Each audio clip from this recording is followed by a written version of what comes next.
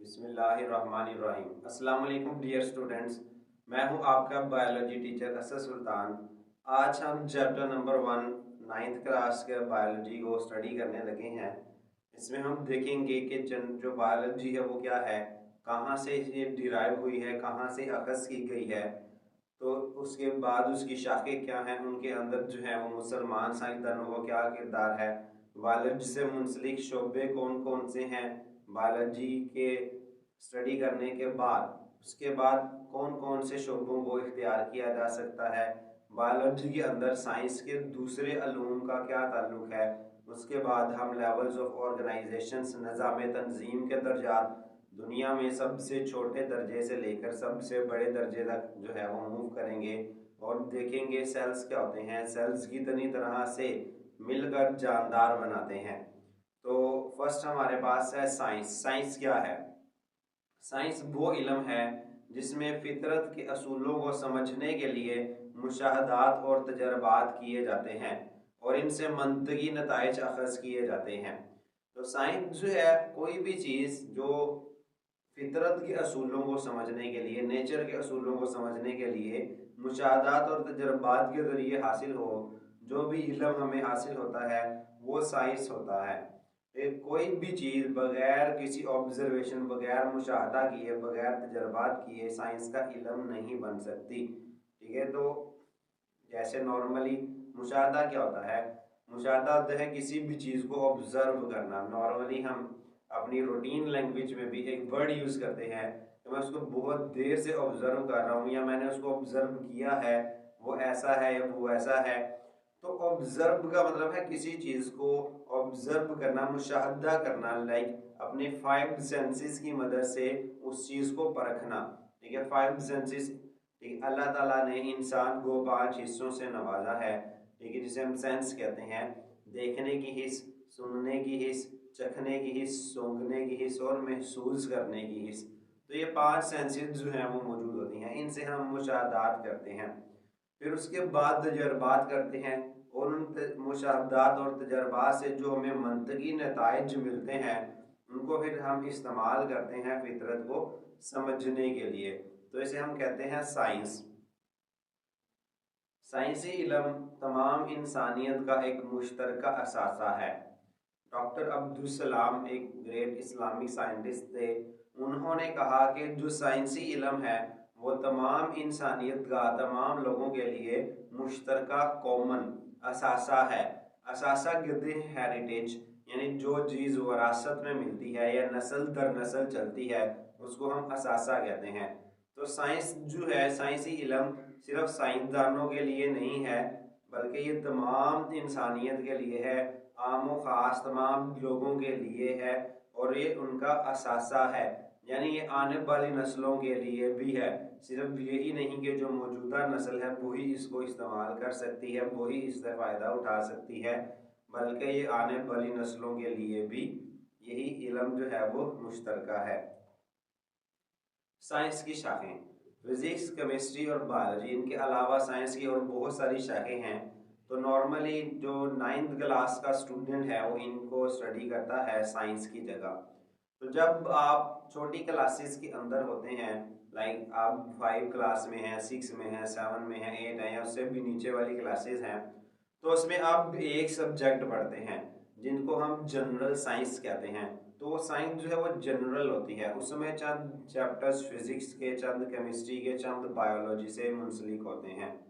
ठीक है, तो आप एक ही सब्जेक्ट पढ़ते हैं। जैसे जैसे साइंस तरक्की करती गई, साइंस में मज़ीद इजाफा होता गया। ठीक है, तो फिज़िक्स और केमिस्ट्री और बायोलॉजी की, इसके अलावा बहुत सारी ब्रांचेस की ज़रूरत पेश आई। तो जैसे जैसे नॉलेज बढ़ता गया, इल्म बढ़ता गया, साइंस के अंदर इल्म इकट्ठा होता गया, तो उन सब को एक जगह पर रखना मुश्किल होता गया। तो हमने अपनी आसानी के लिए, अपने मुताले को ईजी बनाने के लिए साइंस को मुख्तलिफ ब्रांचेज में डिवाइड कर दिया गया। फिजिक्स है, केमिस्ट्री, बायोलॉजी जो है, कंप्यूटर है, इसी तरह टेक्नोलॉजी की हैं, इसी तरह जो मैथ है, मैथ ये जो है वो भी साइंस का ही एक इल्म है। तो ये सारी चीज़ें जो है वो हमने अपने आसानी के लिए डिवाइड की हैं। क्योंकि हर ब्रांच का जो ताल्लुक है वो एक डिफरेंट सब्जेक्ट के साथ है, एक डिफरेंट जो है वो चीज़ों के साथ है। जैसे फिजिक्स जो है वो आपके मादा और एनर्जी के बारे में मुताला करती है। Chemistry chemical compounds, chemical reactions की स्टडी से रिलेटेड है। मैटर्स की कंपोजिशन क्या होती है, एलिमेंट्स क्या होते हैं, इन चीज़ का नॉलेज है। बायोलॉजी में हम जानदारों का मुताला करते हैं, जानदारों का मुताला और बेजान का भी करते हैं। बेजान वो चीज़ें जो जानदारों पर असर अंदाज होती हैं। तो ये तीनों जो हैं वो आप देखें तो अलग अलग चीज़ों का नॉलेज है, अलग अलग चीज़ों का इल्म है। तो इसलिए हमने अपनी आसानी के लिए इनको जो है वो अलग अलग ब्रांचेज में, अलग अलग शाखों में डिवाइड कर दिया। इसी तरह जब बायो के अंदर नॉलेज बढ़ा, केमिस्ट्री के अंदर नॉलेज बढ़ा, फिजिक्स के अंदर नॉलेज बढ़ा, तो इस तरह उनको भी अपनी आसानी के लिए मज़ीद हम डिवाइड कर देते हैं। तो जैसे जैसे नॉलेज बढ़ता जाता है हम उन मेन जो ब्रांच होती है उसको डिवाइड करके छोटी छोटी ब्रांचेस में तकसीम कर देते हैं ताकि उनका मुताला आसान हो। तो फर्स्ट ऑफ ऑल हमारे पास है बायोलॉजी का तारुफ। बायोलॉजी से मुराद ज़िंदगी का साइंसी मुताला है। लफ्ज़ बायोलॉजी दो यूनानी अल्फाज से अखज़ किया गया है। पहला बायोस, बायोस का लफ्ज़ी मतलब है ज़िंदगी। दूसरा लोगोस, लोगोस का लफ्ज़ी मतलब सोचना और वजह तलाश करना है। यानी बायोलॉजी असल में ज़िंदगी का साइंसी मुताला है। बायो दो यूनानी ज़बान, ठीक, दो यूनानी अल्फाज से अखज़ किया गया है, यूनान के जो लोग जो बोलते हैं। तो बायो का जो वर्ड है वो बायोस से निकला है और लोजी का जो वर्ड है वो लोगोस से निकला है। ठीक है, तो बायो और लोगोस, बायोस और लोगोस, इसका बायोस का मतलब जिंदगी, लोगोस का मतलब सोचना या वजह तलाश करना, यानी जिंदगी के बारे में सोचना या जिंदगी की वजह तलाश करना, यानी जिंदगी का मुताला करना। अब जिंदगी ना सिर्फ जानवरों में है, नॉर्मली जो बच्चों का कंसेप्ट होता है वो यही होता है कि सिर्फ जो जानवर हैं वो जिंदा जानदार है। तो जानवर ना सिर्फ जिंदा जानदार हैं बल्कि पौधे भी जिंदा जानदार हैं, बैक्टीरिया भी जिंदा हैं, फंजाई भी होती हैं। इनके अलावा और बहुत सारी इकसाम हैं, हम आगे जाके देखेंगे इनको, ग्रुप्स को।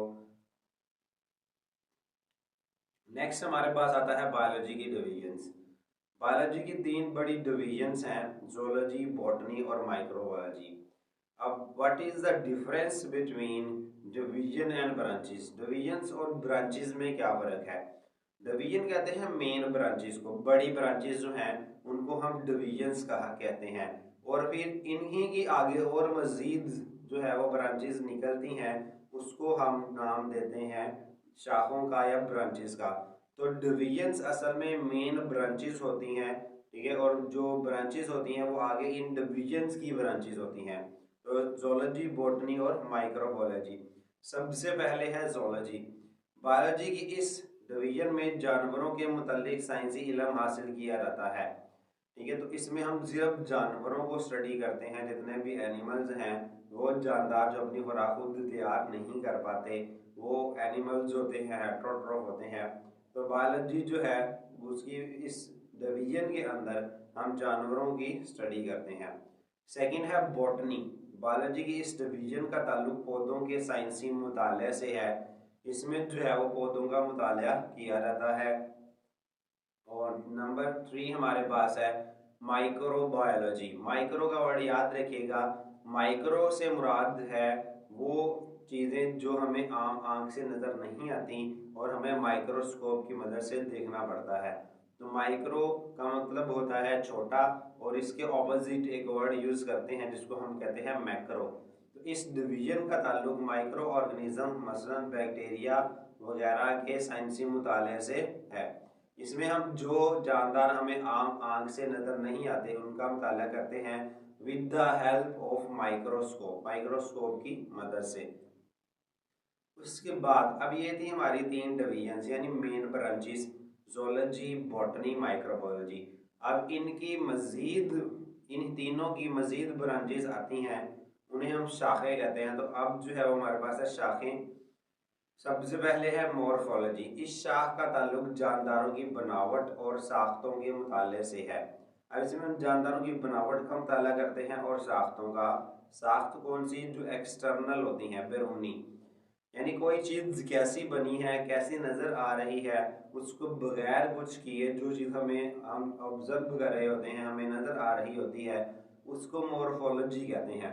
अगर आप लोग अपने हैंड की तरफ देखें, तो अब हाथ को अगर हम देखें तो उसकी मॉर्फोलॉजी हम क्या बताएंगे इसकी, कि जो हाथ के फ्रंट वाली जो है स्किन वो काफ़ी हार्ड है, सॉफ्ट, जो बैक साइड पे है वो काफ़ी जो है वो सॉफ्ट है, उसके ऊपर छोटे छोटे बाल हैं, ठीक है, और छोटे छोटे सुराख हैं, लाइनें लगी हुई हैं, नाखून है, 5 उंगलियां हैं, आगे की तरफ बाल नहीं हैं, छोटी छोटी लाइनें हैं, ठीक है। तो ये जो इसका जो कलर है वो क्या है, तो ये चीज़ें आ जाती हैं बनावट के अंदर। और उस मतलब हमने इस हाथ के साथ कुछ नहीं किया, बस सिर्फ उसको देख के, तो आपने जो कुछ भी उसके बारे में बताया, तो किसी भी चीज़ को सिर्फ ऑब्जर्व करके बाहर से देख के जो चीज़ बताते हैं उसको हम मॉर्फोलॉजी कहते हैं। इसके बरअक्स जो दूसरी चीज़ होती है जिसे हम कहते हैं एनाटॉमी। एनाटॉमी अंदरूनी साख्तों के मुताले को एनाटॉमी कहते हैं। अब अगर हम हैंड की एग्जांपल ले लें, तो अगर हम इसको कट करें सर्जिकल इंस्ट्रूमेंट्स के ज़रिए, यानी इसकी अगर हम सर्जरी करें तो हैंड को कट करके, तो अगर हम इसको अंदर से देखें तो हमें नज़र आएगा कि हाथ के अंदर बहुत सारी बोन्स हैं, मसल्स मौजूद हैं, ब्लड वेसल्स मौजूद हैं, नर्व्स हैं, ठीक है। तो अब ये जो है वो हमने अंदर की स्टडी की है, अंदरूनी साख्तों की स्टडी की है, तो इसको एनाटॉमी कहा जाता है।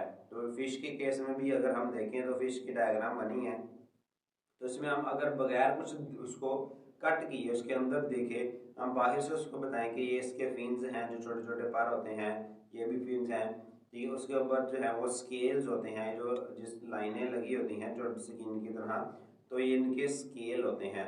तो ये एक आंख है, मुंह है, तो मतलब साइड पे गिल्स कट जो लगे होते हैं वो गिल्स होते हैं। तो बगैर उसको कुछ किए जो हम बताएंगे वो उसकी मॉर्फोलॉजी होगी। अब अगर हम उसको कट करके उसके अंदर देखें तो हमें बहुत सारी स्ट्रक्चर्स नज़र आएंगी, जैसे ब्रेन है, सीकम है, यानी जो large small intestine large intestine के पार्ट होते हैं, स्पाइनल कॉर्ड है, स्टमक है इसका, किडनी है, तो ये मुख्तलिफ ऑर्गन, हार्ट है, लीवर है, स्प्लीन है, तो ये डिफरेंट ऑर्गन्स जो हैं वो इसके अंदर मौजूद हैं। तो ये हमने इसको कट करके अंदर से ऑब्जर्व किया है, तो ये एनाटॉमी कहलाती है।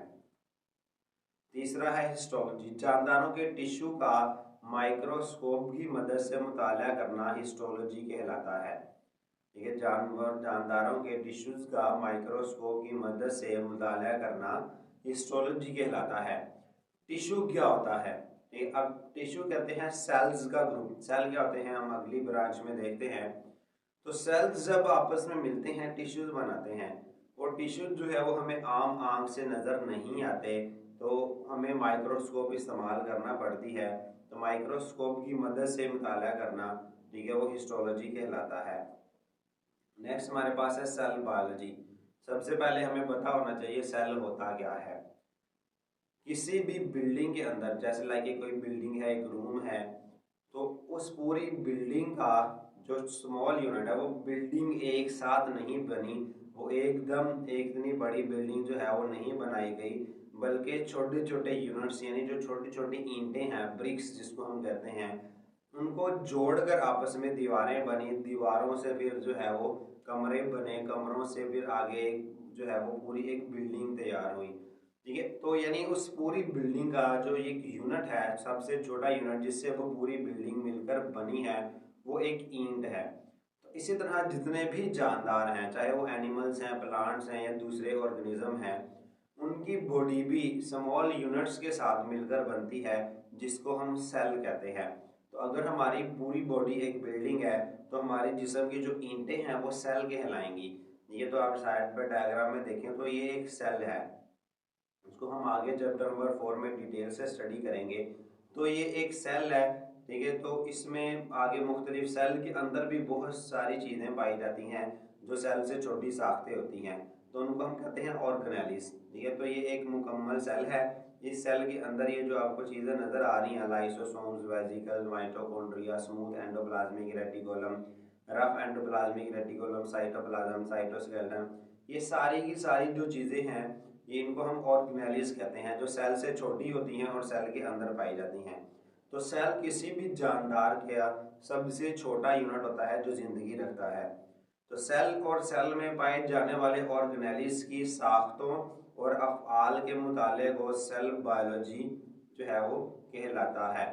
इसमें जो है वो इसको हम साइटोलॉजी भी कहते हैं। तो सेल और सेल के अंदर ये जो ऑर्गेनेली हैं इनकी साख्त को स्टडी भी करना और इनके अफ़आल इनके काम का मुताला भी करना जो है वो सेल बायोलॉजी कहलाता है, इम्पोर्टेंट है। ठीक है, ये चैप्टर नंबर 4 हम इसी के ऊपर पढ़ेंगे। इस शाख में सेल की तकसीम यानी सेल डिवीजन का मुताले के बारे में भी इल्म है। ये चैप्टर नंबर 5 में हम पढ़ेंगे माइटोसिस और मियोसिस। छोटी क्लासेस में भी आपने ये वर्ड पढ़े होंगे। तो इसमें सेल जो है वो एक सेल डिवाइड होता है और 2 सेल बनाता है। नॉर्मली जैसे हम देखते हैं तो जिस तरह अगर कॉमन एग्जांपल अगर मैं आपको दूं तो एक बिल्डिंग है, ठीक है, 2 बिल्डिंग हो, अगर एक बिल्डिंग बड़ी हो और एक बिल्डिंग छोटी हो तो ईंटों की तादाद किस में ज़्यादा होगी? तो कॉमन सेंस की बात है, जो बिल्डिंग बड़ी होगी उसमें ईंटें ज़्यादा इस्तेमाल होंगी और जो बिल्डिंग छोटी होगी उसमें ईंटें कम इस्तेमाल होंगी।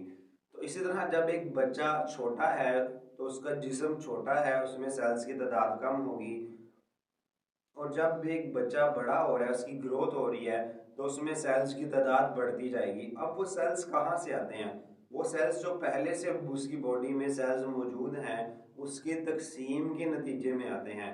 यानी जब उसके जिस्म में ऑलरेडी जो सेल्स हैं वो तकसीम होते हैं तो नए सेल बनते हैं, तो उसकी बॉडी जो है वो ग्रो कर रही होती है।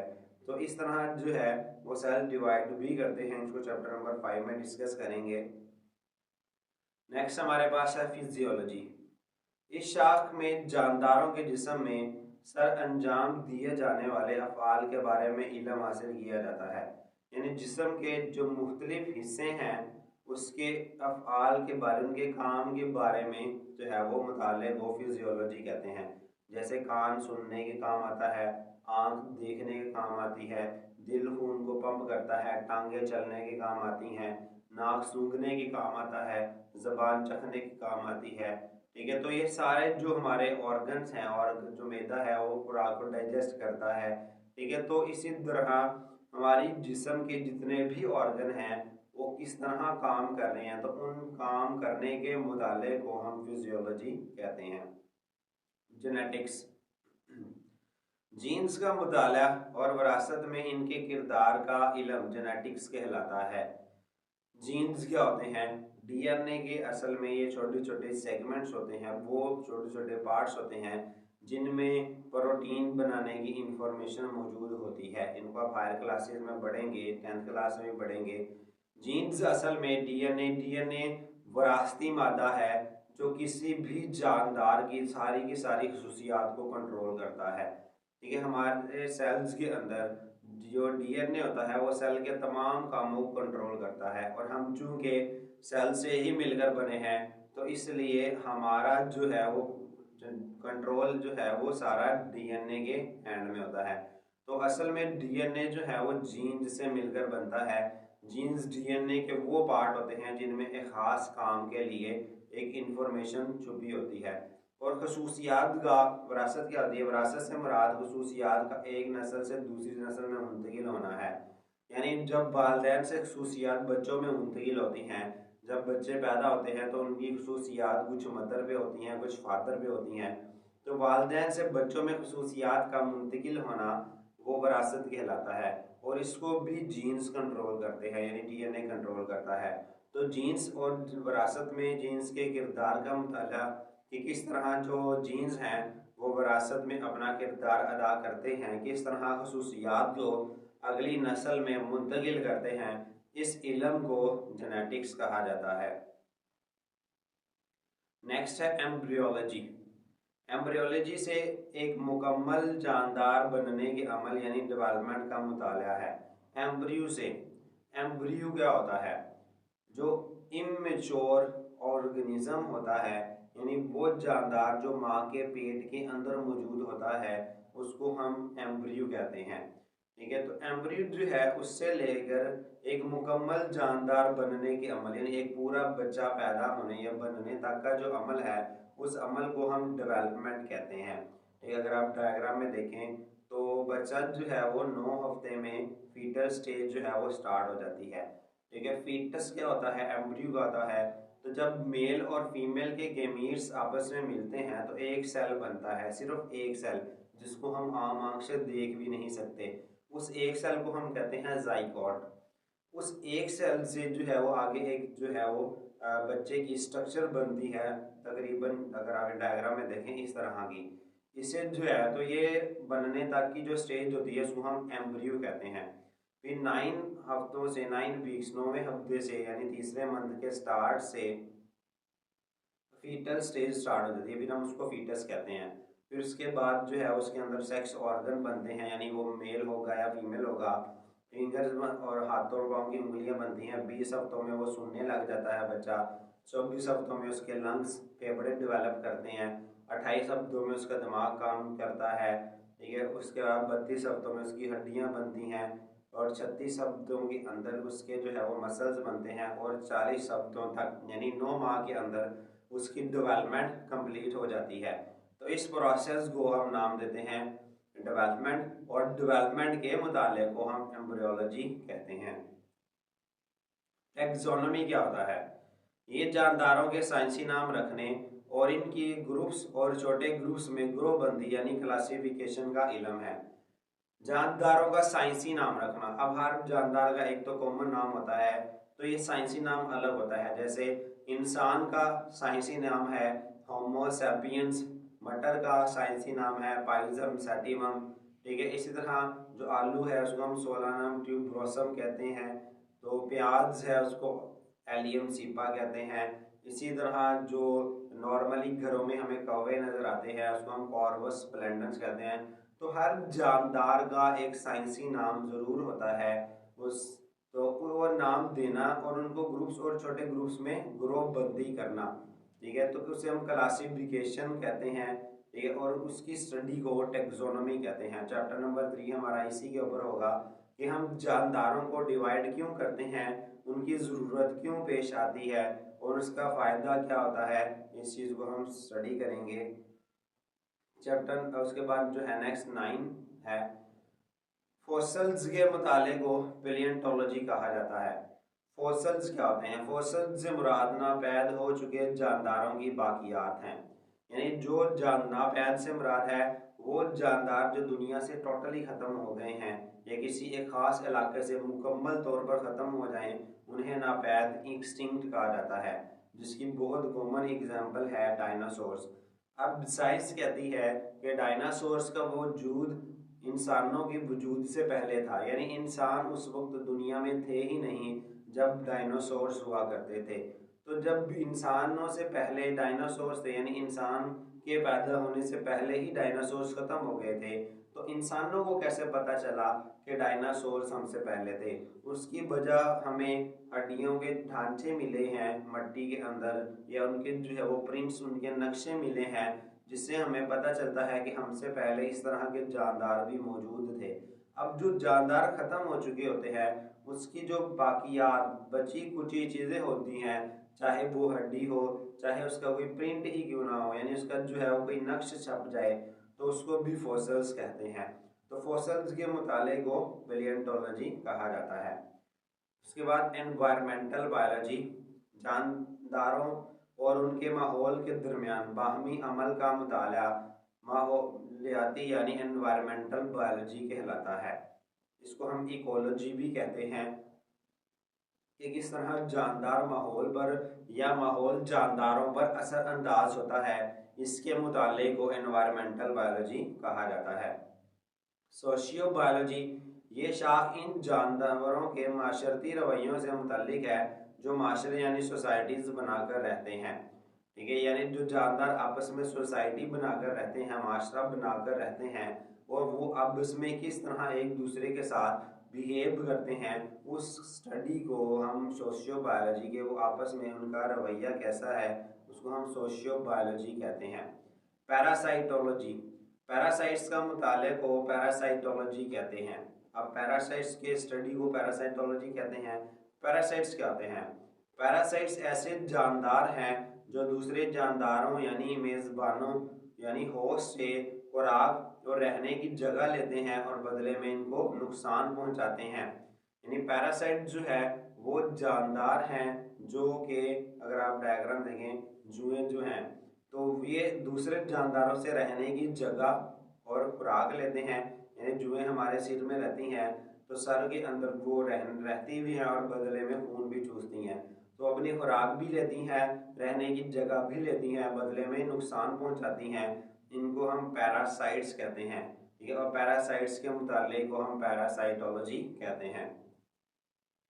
बायोटेक्नोलॉजी, इसका ताल्लुक जानदारों से ऐसे मादे हासिल करने से है जिससे इंसानियत को फ़ायदा पहुंचता है। इसमें हम जानदारों को यानी स्पेशली जो माइक्रो ऑर्गेनिजम्स हैं वो जानदार जो हमें आम आँख से नज़र नहीं आते उसको इस्तेमाल करके हम ऐसे मादे बनाते हैं जो इंसानियत को फ़ायदा पहुंचाते हैं। जैसे हम माइक्रो ऑर्गेनिजम्स को इस्तेमाल करके दूध से दही बनाते हैं, उनकी फर्मेंटेशन से हम चीज़ जो पनीर होता है वो बनाते हैं, उसी की फर्मेंटेशन से हम अचार बनाते हैं, उसी की फर्मेंटेशन से हम डिफरेंट जो मशरूबात है वो बनाते हैं, ठीक है। तो ब्रेड वगैरह ये भी हम इसी से बनाते हैं। तो बायोटेक्नोलॉजी इसके मुताले को हम कहते हैं।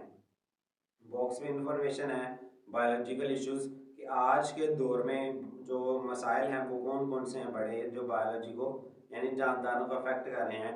इंसानी आबादी में इजाफा, मुतअद्दी बीमारियां, बहुत सारी बीमारियां, नशा आवर अदवायात और माहौलियाती आलूदगी आज के दौर में बड़े बायोलॉजिकल इश्यूज हैं। इम्यूनोलॉजी, ये जानवरों के मदाफ़ती निज़ाम यानी इम्यून सिस्टम का इल्म है। इम्यून सिस्टम के नॉलेज को इल्म को इम्यूनोलॉजी कहते हैं। अब इम्यून सिस्टम क्या है? जो जिस्म में नुकसानदा माइक्रो ऑर्गेनिज्म के खिलाफ दिफा करता है, वो सिस्टम जो हमें बीमारियों से बचाता है, हमें माइक्रो ऑर्गेनिजम्स बैक्टीरिया या वायरसेस के हमलों से बचाता है, उनके खिलाफ लड़ता है, उस सिस्टम को इम्यून सिस्टम जो है या मुदाफ़ती निज़ाम भी कहा जाता है और उसके स्टडी को इम्यूनोलॉजी कहा जाता है। एंटोमोलॉजी शॉर्ट के हवाले से एमसीक्यू के हवाले से इम्पॉर्टेंट है। बायोलॉजी की यह शाख हशरात के मुताले से मुतल्लिक है, यानी इसके अंदर जो है वो हम हशरात की स्टडी करते हैं, ठीक है। तो ये जो है वो जो कीड़े मकोड़े हैं उसकी स्टडी को एंटोमोलॉजी कहा जाता है। फार्माकोलॉजी, अदवायात और जानदारों के जिस्म पर इनके असरात का इल्म फार्माकोलॉजी में हासिल किया जाता है। यानी जो मेडिसिन्स हैं, अदवायात, वो उनकी स्टडी वो कहाँ से हासिल होती हैं और जानदारों के जिस्म में दाखिल होने के बाद वो किस तरह असरअंदाज होती हैं, उसकी स्टडी को फार्माकोलॉजी कहा जाता है। नेक्स्ट बायोकेमिस्ट्री, या इसको हम मॉलिक्यूलर बायोलॉजी भी कहते हैं। ये बायोकेमिस्ट्री या मॉलिक्यूलर बायोलॉजी में ज़िंदगी के मॉलिक्यूल्स का मुताला किया जाता है, ठीक है। अब केमिस्ट्री में यूजली हम केमिकल कंपाउंड्स का मुताला करते हैं।